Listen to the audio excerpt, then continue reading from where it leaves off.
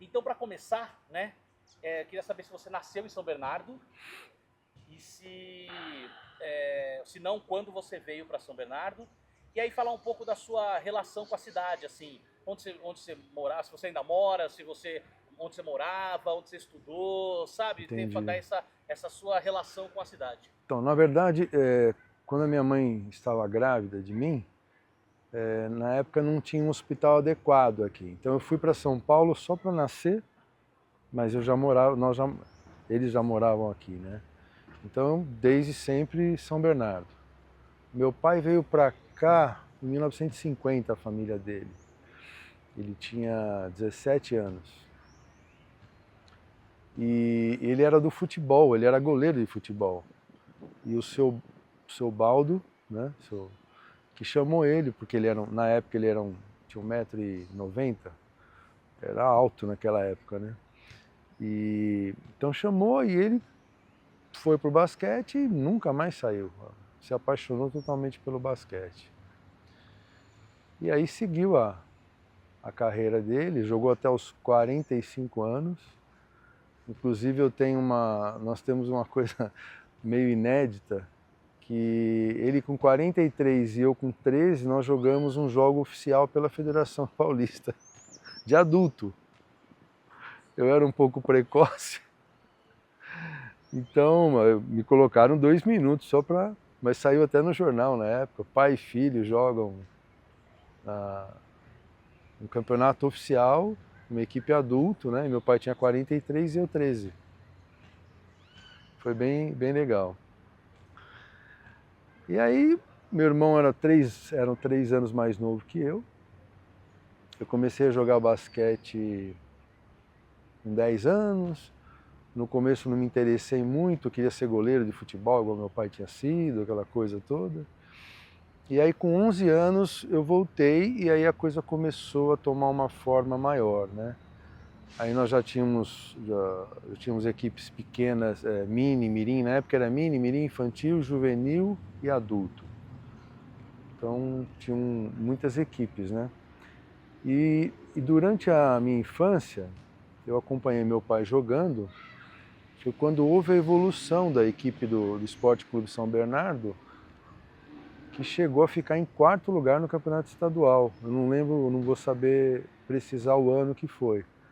Ele começou a trazer jogadores de fora, juvenis que tinham sido seleção paulista ou até seleção brasileira. Ele começou a fazer um trabalho de trazer. E aí a coisa foi tomando forma, foi criando um volume muito grande. Começaram com já existia o feminino, mas aí foi todo colocado no Esporte Clube São Bernardo. E uma coisa que pouca gente sabe é que foi o único clube do Brasil que teve todas as categorias, masculino e feminino, disputando o campeonato oficial. Feminino mini e masculino, mirim, infantil, todos. Foi o único clube do Brasil que teve isso. Que legal, que legal. Legal, e aqui vocês, quando você nasceu, vocês moravam aonde? Em quais bairros vocês moraram? Onde você Então, estudou? a primeira casa que nós moramos foi a Rua São Bernardo, que fica do lado da Matriz. Casa pequena, naquela época aquelas casas não tinham garagem, né? Os carros ficavam na rua. E depois nós mudamos, eu não lembro quanto tempo depois, para a Avenida Índico, que era um bairro só residencial. Naquela época não existia o prédio da prefeitura. Ali a gente andava de bicicleta, era um campo de terra, assim, sabe? Uma área que não existia nada ali. Terminava a Marechal, ela continuava por lá e você não tinha nada construído aqui. E nós moramos lá por muito tempo, né? Hoje é uma área comercial toda ela, né? É uma área comercial. Então estudávamos em colégio público, né? Eu estudei no Menino Jesus, pequeno, os meus irmãos também. Depois foi o Wallace, no final quase até o 3º ano, quando aí eu fui para Santo André, porque eu queria estudar medicina e precisava de uma escola um pouco mais puxada, vamos dizer assim, né? E aí fui pro Singular, lá em Santo André, que trabalhava com o ângulo e tal, né? E passamos assim a infância inteira, eu e meu irmão, como outros garotos também, passamos a vida dentro do ginásio do Esporte Clube São Bernardo. Os treinos começavam às 3 horas da tarde, então você começava o mini, depois o mirim, mais ou menos 1h30, 2 horas cada um, e acabava às 10 horas da noite, com a equipe adulto que treinava das 8 às 10. E naquela época não se treinava todo dia, era segunda, quarta e sexta. E com o tempo a gente foi introduzindo esse treino todo dia, né, e foi intensificando as coisas. Então o seu contato com o basquete foi assim, você falou aos 10 anos, né? Foi o primeiro contato que você teve, mas antes o seu pai jogava, então você já tinha... Qual que é a primeira lembrança de basquete que você tem? Não de você jogar, mas como o basquete tem entrado na sua vida, assim? Foi vendo meu pai jogar mesmo, né, nas equipes e tal, só que assim, antes dos 10 anos eu não tenho muita lembrança, eu não lembro exatamente. Mas eu lembro que naquela época eu já acompanhava ele nos jogos regionais e jogos abertos. E era uma coisa assim fantástica. Nós dormíamos em cama de madeira, mesmo com colchãozinho fininho. Todos os jogadores eram escolas, por exemplo, determinada cidade resolvia sediar. Então eles disponibilizavam para as cidades escolas públicas e cada prefeitura de cada cidade montava o seu alojamento lá. Então nós, por exemplo, o basquete dormia numa sala só, aquelas camas que eram de madeirinha e colchão fininho, e tinha refeição, tinha parte de lazer, então, e você tinha contato com todos os esportes, era muito gostoso. Então você tinha contato com o pessoal de tênis de mesa, de natação, de futebol, do vôlei. Então era uma coisa muito gostosa, isso demorava mais ou menos uma semana a 10 dias no máximo, né? Então desde aquela época, eu tenho lembrança com 10 anos de estar em jogos abertos em Botucatu. É uma das coisas que me marca. Outros jogos também que me marcou bastante foi Arapuã, teve também jogos abertos lá, eu era pequenininho, eu acompanhava meu pai, eu e meu irmão acompanhávamos o meu pai, né, indo jogar. Não tenho lembranças dos jogos, assim, tenho lembrança dessas situações. Inclusive, uma coisa que me marcou, quando o Brasil jogou a Copa do Mundo, se não me engano foi em 74, e nós estávamos nos jogos abertos lá em Itu, que a Holanda, foi num dia que eu lembro que a Holanda ganhou, se não me engano, de 3-2 do Brasil, alguma coisa assim, que era aquele time famoso. Então você tem lembranças assim, né, soltas, porque você tem 10, 11 anos de idade, não lembro exatamente. Não, legal, mas tá ótimo.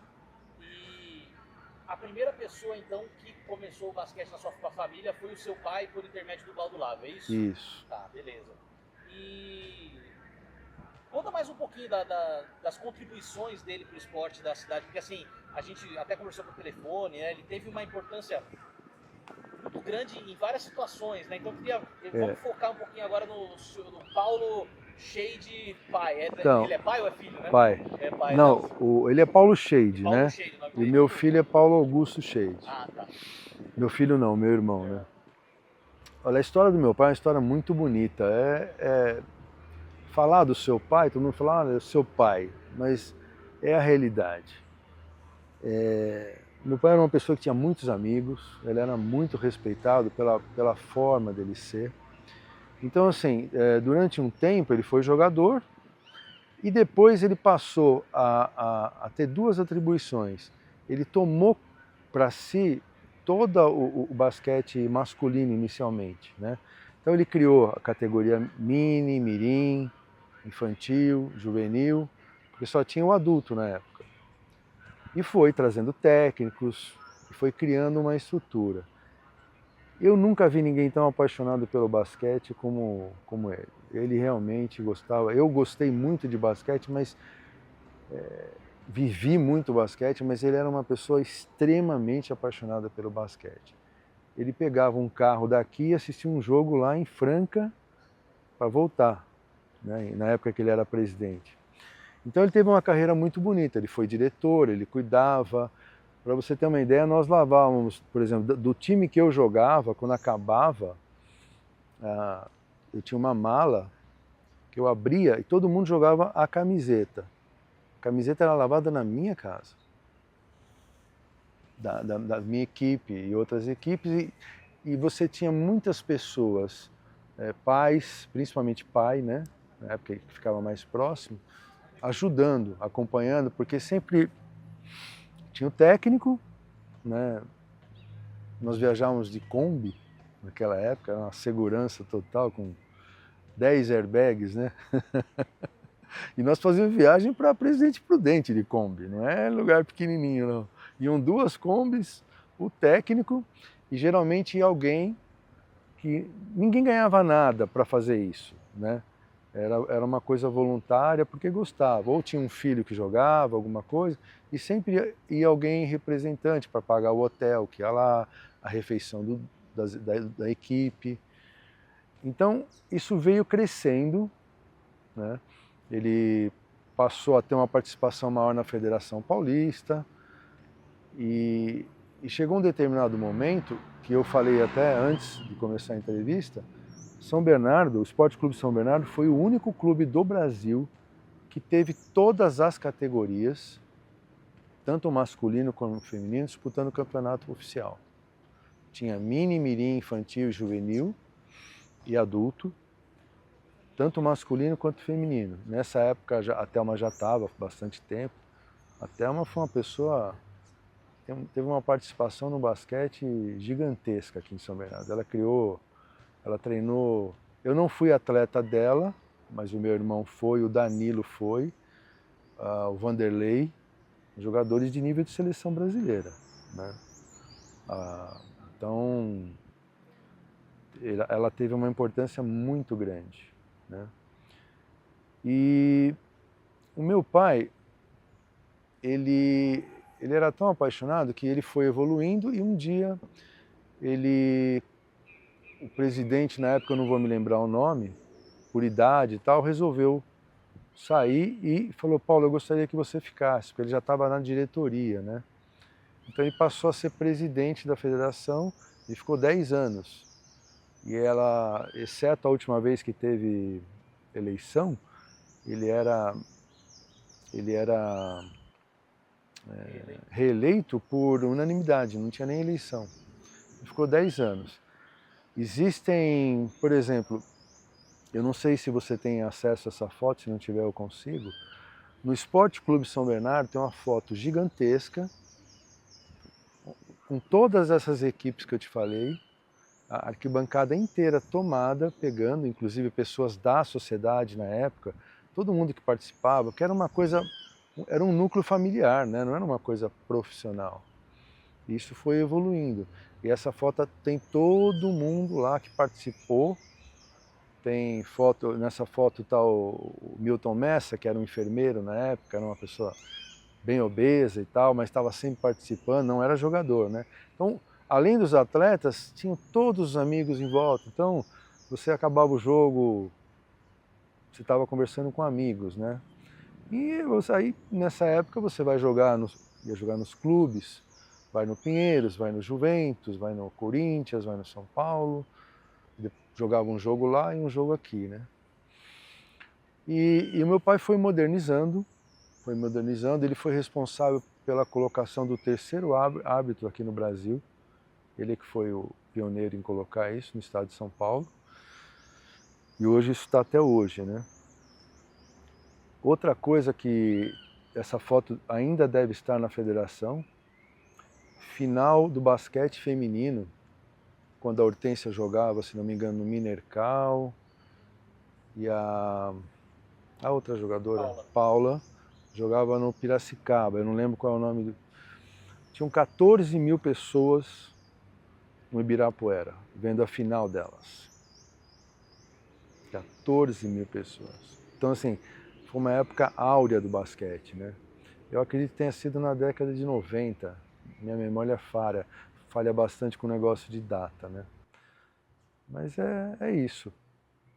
Então aí agora falamos da trajetória do seu pai, primeiro da família, né, Shade, que teve essa importância incrível. que atuou como técnico também, né? E, enfim, depois chegou a coordenação, a federação. E agora vamos falar dos filhos. Moisés Shade e Paulo Augusto, né? Paulinho Shade. Conta pra gente. Isso é uma coisa que me emociona muito, em função do meu irmão, né? Mas assim, quando meu pai me introduziu no basquete, por volta de 10 anos e tal, eu não peguei muito o gosto logo de cara. Saí um pouco, voltei com 11 anos, e aí tinha uma equipe, o Mini ia até 12 anos, né? Tinha uma equipe que todo mundo tinha 12 e eu 11. E foi uma equipe, inclusive, que disputou estadual e tal, mas eu não tinha nenhuma expressão nesse time, era mais um jogador. Quando virou o ano, eu era o jogador mais velho, vamos dizer assim, e foi uma surpresa. No torneio início, meio que desabrochei, vamos dizer assim, né? E comecei a ser uma referência na categoria, né? Tanto é que esse ano, nesse primeiro ano aí, teve um jogo, foi absolutamente sem intenção nenhuma. Eu fiz 57 pontos num jogo de mini. E assim, dando bola para jogadores, para fazer cesta também, né? Porque era um jogo fácil. E até tinha um menino que chamava Tarzan, e é justamente o contrário, né? Ele era tão magrinho e fraquinho que o apelido dele na época era Tarzan. E eu lembro de dar bola para ele fazer a cesta, que era uma festa ele fazer a cesta, né? E foi. E aí aquilo saiu em jornal, fomos dar entrevista na Tupi, uma série de coisas. Até na época o Paulinho Vilas Boas também fez 63. E aí ficou aquela coisa, né? E o meu irmão nessa época já jogava no mini com 9 anos. Eu tinha 12 e ele com 9. E ele tinha um chutinho ali do canto que ele não errava, mesmo com 9 anos de idade. Mas ele era muito pequeno. Bom, foi passando e tal, aí me tornei um jogador de expressão de categorias menores. E no mirim eu cheguei a fazer, num jogo contra, se não me engano, um time de Osasco, eu fiz 90 pontos. Mas aí foi uma coisa mais assim, porque acabou o terceiro, na época eram 4 quartos e 10 minutos. Estava jogando normal, eu tinha 13 nessa época, a categoria até 14.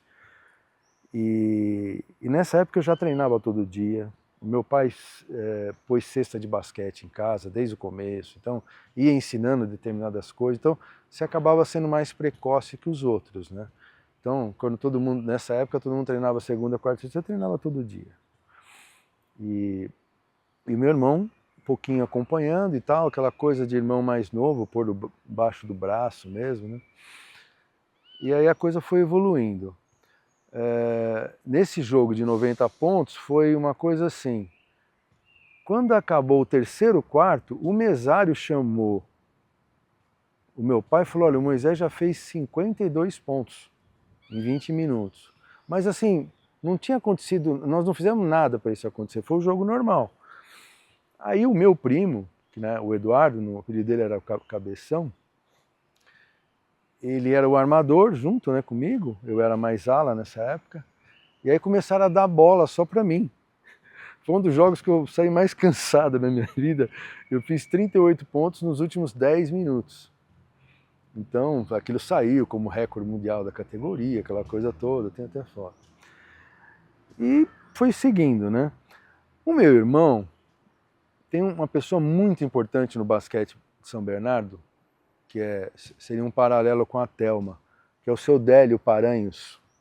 Ele foi treinador, ele foi trazido pelo meu pai para ser técnico do adulto e depois começou a pegar os times, principalmente que eu jogava, né? Ele acompanhava o mini, se eu fosse pro mirim ele ia junto e tal. Foi um paizão para mim, né? Eu acompanhei ele, depois ele ficou doente, acompanhei depois, né? E era uma pessoa muito querida. E o meu irmão, ele era pequeno, eu já tinha eu tinha praticamente essa estatura com 14, 15 anos. O meu irmão não, ele era pequenininho. Tanto é que o meu pai chegou uma vez, ele estava na seleção paulista, na época de, sei lá, convocavam 30 jogadores e iam ficar 12, né? E meu pai falou, olha, ele tecnicamente ele é melhor do que a maioria dos jogadores, mas ele é muito pequeno. E aí, foi cortado e tal. Só que com 15 para 16 anos, ele cresceu, ficou mais alto que eu. Começou a chutar lá de trás. E aí teve um crescente, com 19 anos ele explodiu, né? Aí ele já estava no Corinthians nessa época, assim, estava jogando uma barbaridade. E eu tenho coisas para falar para ele. Na época, aí nós jogamos juntos. Nessa época eu já estava na faculdade, eu estava estudando em Campinas, eu jogava no tênis de Campinas, então não jogava mais com ele. E ele estava numa ascensão sem parar. E eu já estava, com a medicina, eu já estava caindo, na verdade, né? Você não tem tempo para treinar, como os outros, e está com outro foco. E aí, a partir de 88, eu consegui transferir aqui para São Paulo, a Faculdade de Medicina, e nós dois jogamos na Pirelli. 88, 89 e 90. Eu me formei em 91. E a gente tinha uma facilidade de jogar junto muito fácil, né? Eu sabia, ele era um jogador de finalização nessa época, eu era um jogador de construção. Eu sabia onde ele estava, sabe? Ele tinha um arremesso de 3 pontos, infiltrava, enterrava a bola. E nessa época, um pouco antes, em 87, eu estava jogando no tênis de Campinas, onde tinha o Adilson, não sei se você lembra o Adilson da seleção brasileira, da época do Marquinhos. Ele estava lá, já era veterano, mas estava lá, tinha vários jogadores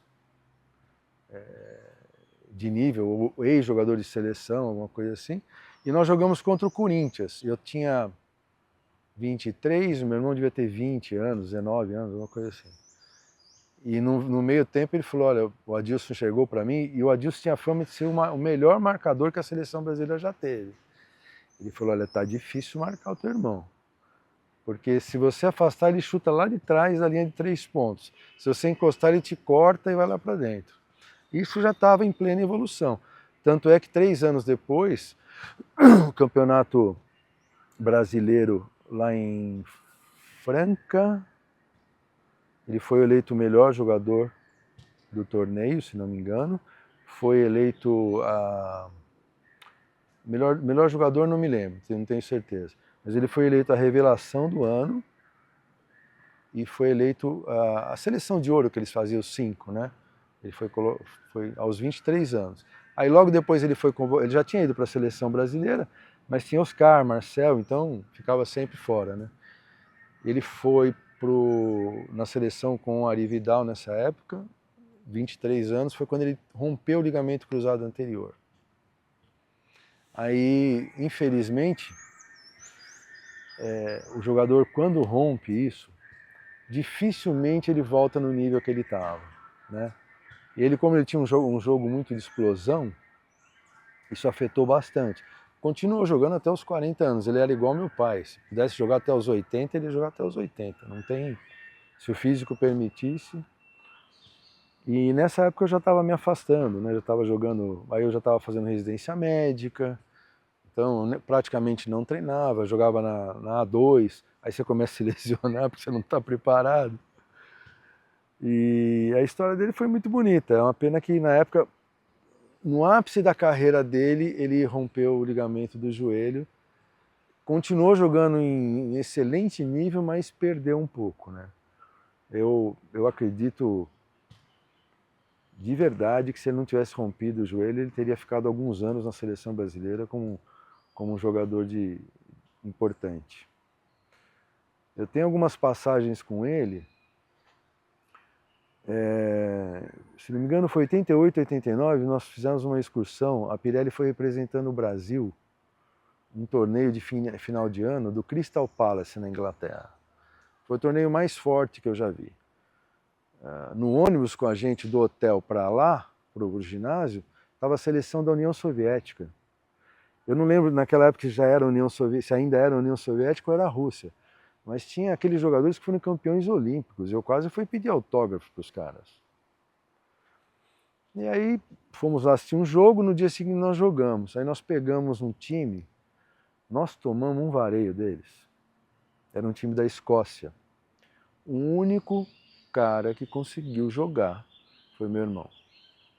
Nós tomamos um jogo de 30 pontos, ele fez 42. Eu nunca vi uma marcação daquela, eu não consegui jogar. o time era Marcelo Vido, Nilo, Gilson, time de alto nível, mas ninguém conseguiu jogar. E assim, na época o Cláudio Mortari era o técnico, ele falou, elogiou até o meu irmão e tal.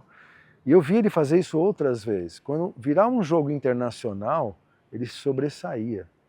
Muitos jogadores de seleção brasileira tinham dificuldade de jogar, mas olha que o nível subia, ele crescia mais, ele conseguia jogar mais aberto, tinha um arremesso muito distante. Eram poucos jogadores que conseguiam fazer isso. O cara jogando basquete atrás ali, você não sabe jogar. Depois vocês puderem mandar para mim ver. Podemos ir? Então vamos lá. Primeiro, hoje você sabe se tem alguém na família Shade? Alguém joga basquete hoje em dia? Não, agora... Não, agora que eu saiba mais. não. Eu pesquisei, também não achei, eu falei, vamos perguntar só por ver das dúvidas. E aí sim, qual o legado, né? Você, seu pai, seu irmão, a família Shade, né? O que você acha que eles deixaram de legado para São Bernardo e para o basquete em geral? Olha, principalmente o meu pai e o meu irmão, mas principalmente meu pai, o amor que ele tinha pelo esporte. Era uma coisa impressionante. Ele vivia isso 24 horas por dia. E conseguiu transmitir para os filhos. As minhas irmãs chegaram a jogar, mas o basquete feminino é um pouco mais seletivo, vamos dizer assim, né? Não se deram bem, né? Tem que ter uma pegada maior para você jogar basquete, que é um esporte de contato, né? Então, se você tiver uma moça que não tem esse perfil, ela vai acabar saindo. Mas assim, o que São Bernardo fez pela história do basquete, na verdade, eu não diria que foi a cidade, eu acho que foram as pessoas que estavam envolvidas. Porque essas pessoas, Thelma, seu Délio, que foi meu técnico, muitas pessoas que vieram, desculpa a falta de memória dos nomes, né, mas eu não tenho contato com essas pessoas há muito tempo, a família Watanabe, o Luiz, que vai vir aqui, então, feminino. Então, mas assim, sabe aquela história? Nós vamos praticar esporte, tem um lugar para praticar esporte, que é o Esporte Clube São Bernardo, e as pessoas iam. Então, assim, se você pensar o que poderia ser feito hoje é ter os lugares com segurança, com estrutura e pessoas para ensinarem. Se você tiver isso, você vai atrair as crianças para esses lugares. Essas crianças vão começar a ter mais disciplina, vão começar a entender mais, a cumprir o que é certo e o que é errado. Isso vai tirar mais da rua e vai trazer um nível de consciência cívica, né? Uma coisa de respeito às regras, de respeito às pessoas, você lidar com frustrações, né? Saber se comportar com esse tipo de coisa. E isso é uma coisa que só o esporte dá. Hoje nas escolas, infelizmente, você não vê isso. E o grande legado que eles deixaram, todas as pessoas envolvidas, né? O Muca, que veio depois, ele veio teve muito envolvido, o Fiorize no feminino, aos poucos eu vou lembrando os nomes, assim, né? Muitas jogadoras que passaram por aqui. Eu lembro que eu apitei um jogo contra a Marta, aquela antiga do basquete, da época da Hortência. Ela jogava no Hebraica e eu apitei um jogo que a minha irmã jogou e elas tomaram assim de sei lá quanto a 2, 4, essas coisas. E é engraçado. Então assim, eu daria o mérito às pessoas individualmente que foram trazendo, porque aquela história, você vem, por exemplo, meu pai introduziu eu e meu irmão. Aí os amigos dele estão vendo isso. Meu filho quer jogar basquete, quer ver, vai. Aí começa a se estender para a escola e assim por diante. Então você vai trazendo, você tem o lugar onde tem gente preparada, um lugar seguro. Naquela época a gente não tinha problema de segurança, mas hoje é importantíssimo. E naquela época as prefeituras ajudavam muito. de uma forma ou de outra, mas sempre com o trabalho das pessoas que estavam envolvidas. Então isso é o que eu acho. Eu lembrei aqui de uma história, não sei se você vai lembrar, né? Se não lembrar, tudo bem. Se eu não me engano, o Danilo Castro me comentou que a sua... Eu não sei se aí você... que pode ser memória minha também, né? Ele comentou que de um momento, né? Aí uma curiosidade. Que, acho que até sei o que é. Que só a casa de vocês tinha televisão via satélite. E aí, que ia ter jogo lá do NBA, que pra vocês era outro universo, não é que nem hoje, que tá no YouTube. E aí o seu pai reuniu toda a molecada do basquete e levou pra sua casa. Você tem memória dessa? Não, eu tenho, mas não era satélite. É o seguinte, nós conseguimos vídeos de VHS na época dos Estados Unidos, então nós trazíamos para casa. Primeira vez que eu vi um jogo da NBA foi em 1985, que um jogador que jogava em São José dos Campos, que um ano eu joguei lá, ele trouxe fita de VHS gravada no VHS da televisão. E aquilo pra gente era uma maravilha, né? Não existia satélite ainda, mas era essa forma que a gente faria. Então isso marcava muito, né? E aí, era isso que você lembrou ou era outra coisa? Se for outra coisa... Não, eu lembrei uma outra coisa, vou até te falar. E uma coisa legal é assim... Só um instantinho. Bom, me conta essa história então, qual que é? Você fez uma cara assim, sem vergonha, cara. Cara de sem vergonha mesmo. Só antes eu queria falar uma coisa. Quando eu comecei a jogar basquete, o tênis era o tênis da Converse, que é esse colorido que você tem hoje. Esse era o auge, todo mundo queria. E eu lembro que meu pai às vezes viajava para fora, né? E trazia, então todo mundo queria ter um All-Star roxo, ocre, aquelas cores mais assim, né? E era uma coisa engraçada. E aí os tênis foram evoluindo um pouco. Quando a Nike entrou, você tinha que amaciar o tênis. Você não conseguia. Se você pegasse um tênis novo e fosse jogar, você não terminava o jogo. Arrebentava o seu pé. E eu lembro que uma vez eu estava com um tênis desse, eu joguei um pouco, tirei o tênis e fiquei jogando descalço, né? E, como eu te falei, treinava horas seguidas, né? O mini treinava, o mirim, infantil e tal. E tinha, sei lá, o infantil ou o juvenil. E ele falou assim, olha aquele menino lá, precisamos comprar um tênis para ele, porque ele está jogando descalço, né? Mas não era, eu estava amaciando o tênis. Não dava para ficar o tempo inteiro com ele. E uma história muito engraçada, inclusive o Danilo estava.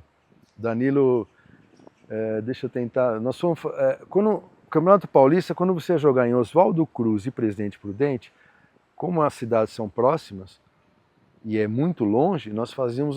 Todo mundo ia lá e jogava nas duas cidades. E tinha eu acho que eu tinha, se não me engano, 23 anos. O Danilo devia ser juvenil nessa época, alguma coisa assim. E a Thelma tinha um time muito bom. Tinha o Danilo, tinha um jogador alto, que era muito amigo do meu irmão também. Não vou lembrar o nome dele agora. E jogou em grandes times em São Paulo também. Bom, nós voltamos e eu sempre fui meio preocupado. E eu sentava ali na frente para o motorista de ônibus não dormir, porque nós íamos jogar, jantava, o cara foi de um lugar para o outro, ele estava sem dormir também, né?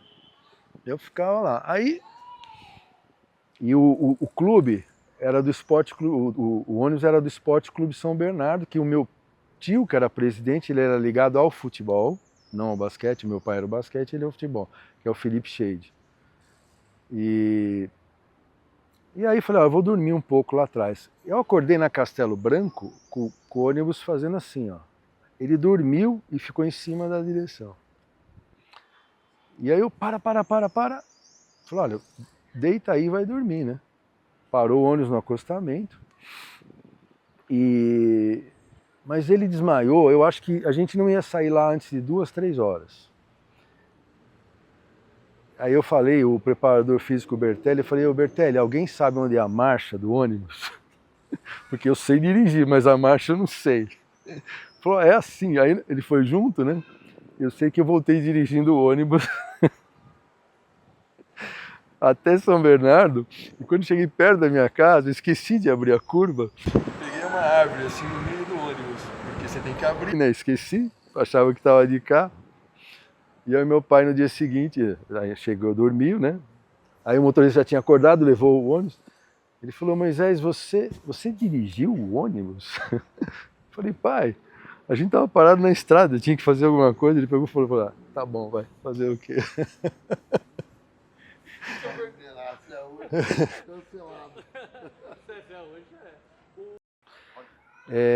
O meu pai, quando nós vimos ele jogar, ele usava o número 14. Eu não sei se antes ele usou algum número.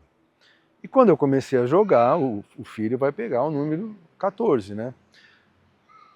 Até um determinado momento, eu jogava com 14, só que o Paulinho estava em outra categoria, também jogava com 14. E o seu Délio falava que eu ainda ia carregar a mala do meu irmão. Apesar de eu ser um jogador de destaque, fazer muito ponto, aquelas coisas todas, e o meu irmão ainda não tinha, ele era pequenininho, não tinha nada. E ele acertou em cheio, eu carreguei a mala dele, torci muito por ele. Então ele jogou sempre com a 14. A única vez que ele teve dificuldade com isso foi quando ele foi para o Corinthians e o Oscar jogava no Corinthians. Aí ele pegou o número 41, para ficar os meus números invertidos. Eu perguntei isso porque o Danilo Castro, ele falou assim... O Danilo era 14. Era 14, e inclusive hoje ele tem uma empresa, né, de consultoria que é a D14. E ele contou, falou assim, muita gente acha que eu usava o número 14 por causa do Oscar, mas não era. Eu amo Oscar, mas eu usava o número 14 por causa do Paulinho Shade. É verdade. É verdade. E o Danilo se tornou um grande jogador. É uma pena que eu não lembro o nome de todo mundo, mas esse time do Danilo, nessa época que a Thelma era técnica, tinham 3 jogadores, 4 jogadores espetaculares. E ele também teve o ligamento anterior cruzado. Ligamento cruzado anterior também. E aí ficou um ano fora, uma recuperação lenta. Eu percebi assim, como eu te falei, não volta ao que era antes, mas o estilo de jogo dele eu acho que prejudicou menos do que prejudicou o do meu irmão. O meu irmão tinha uma explosão muito grande. O Danilo era um jogador mais técnico. Então eu acho que influenciou, mas teria ido mais longe ainda, né? Para finalizar, tem alguma mensagem que você gostaria de deixar? Alguma coisa que eu não perguntei, mas que você gostaria de falar? Que você perguntou, não estou lembrando de nada. A mensagem que eu gostaria de deixar para as pessoas, que a melhor forma, na minha opinião, de se educar uma criança é através do esporte. É lá onde você cria responsabilidade, aprende a lidar com regras, o que você pode, o que você não pode fazer. Vai ter que aprender a controlar o seu... Vai ter um autocontrole, coisa que eu falhei muito nisso. Isso é uma coisa que...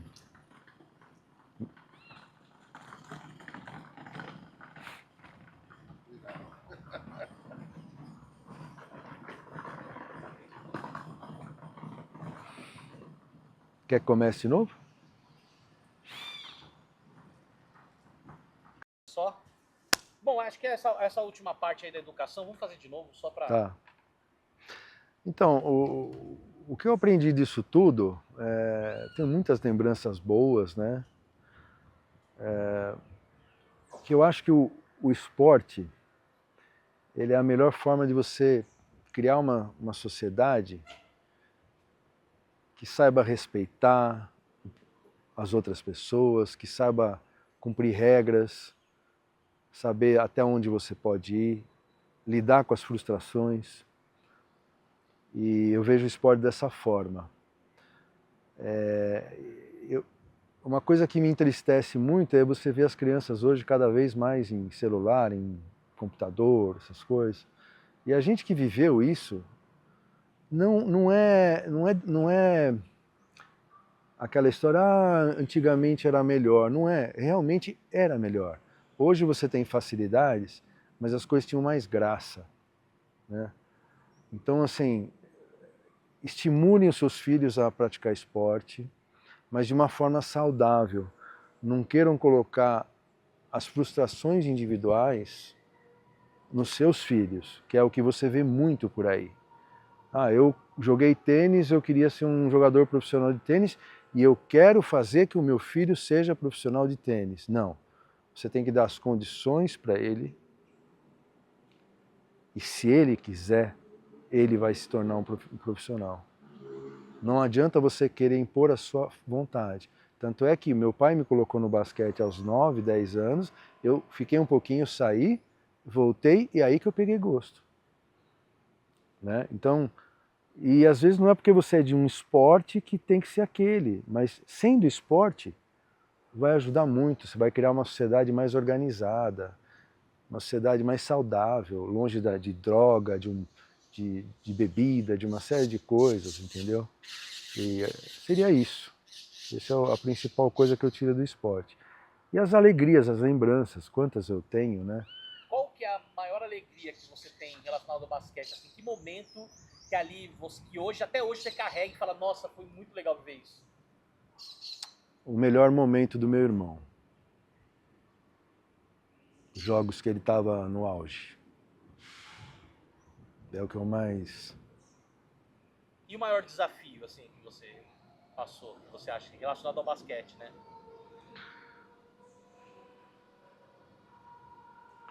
Você, Ou que o basquete te ajudou a superar, enfim.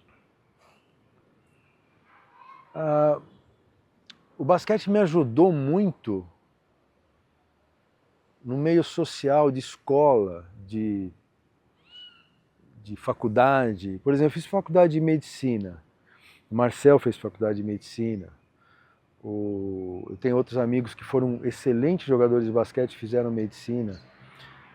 Mas o fato de você ser um atleta de alto desempenho te abre muita porta, facilita as amizades. Né? Eu mesmo, eu comecei estudando em Campinas e transferi para a Faculdade de Medicina de Santo Amaro. Então, quando eu cheguei lá, eu era um jogador de basquete da Pirelli. Então, todo mundo queria conversar comigo e você acaba elevando o nível da equipe e tal, uma série de coisas. Então, isso traz muitos benefícios para você na sua vida. Tem pessoas, hoje eu não sei porque eu já sou médico há muito tempo, então às vezes eu encontro pessoas que me conhecem, eu não lembro, eu não sei se é do basquete ou se é da medicina, entendeu? E às vezes pode ser dos dois, mas assim, eu já fiz cirurgia em vários filhos de amigos meus que jogaram medicina, então isso é uma coisa gratificante, o reconhecimento, né, uma série de coisas e tal. É isso. Maravilha, Moisés. Muito obrigado pela atenção. Imagina.